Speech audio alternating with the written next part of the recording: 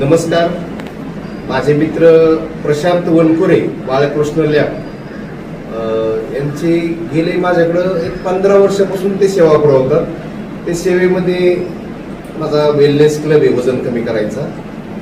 तर ते काय करतात, ते इकडे येऊन आमच्या क्लबला येऊन अतिशय अल्प दरामध्ये ते या ठिकाणी ब्लड घेऊन ते रिपोर्ट आमच्यापर्यंत पोच करतात. त्यामुळे सामाजिक कार्यकर्ता म्हणून त्यांचं काम अतिशय चांगल्या पद्धतीने आहे. त्याचप्रमाणे माझी आद्य क्रांतीवीराची उमाजी नाईक संघटना आहे.